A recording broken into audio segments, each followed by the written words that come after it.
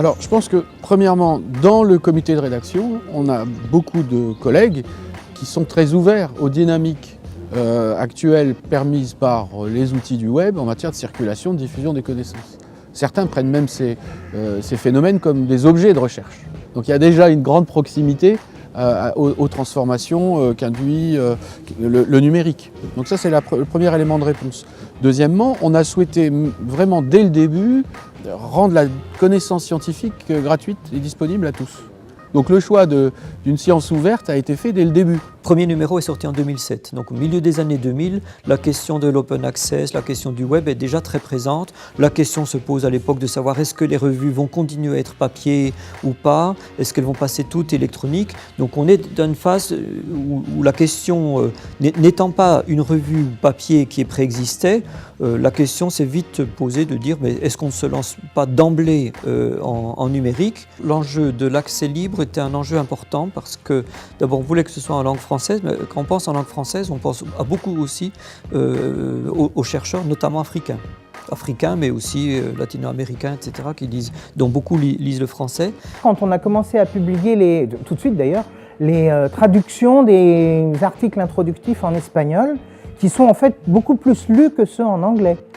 Donc on a un public francophone en Amérique latine, on a un public en Afrique, c'est tout à fait évident dans les downloads, et on a de manière générale aussi promu une certaine façon de penser de nos sujets, qui peut-être est française, entre guillemets. En fait, la France, c'est le lieu où on a reformulé la sociologie des sciences. On ne voulait pas du tout partir sur un modèle lecteur payant. Donc ça, c'est un choix fort qui a été fait dès le début. Pensant notamment à nos collègues africains, on s'est dit non, mais là, si c'est payant, pour eux, ça leur fait vite plein de difficultés, etc.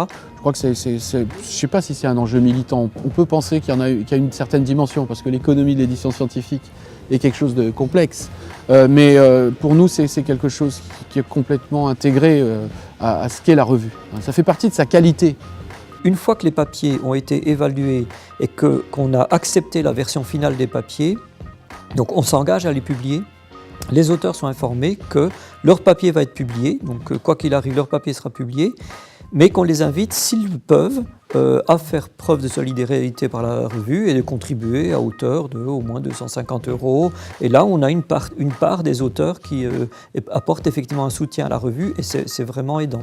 C'est un groupe qui est intéressé vraiment par le contenu scientifique. Et c'est peut-être aussi ce qui nous a sauvés dans les moments difficiles, parce qu'on a eu des moments difficiles, comme toujours, toute aventure humaine.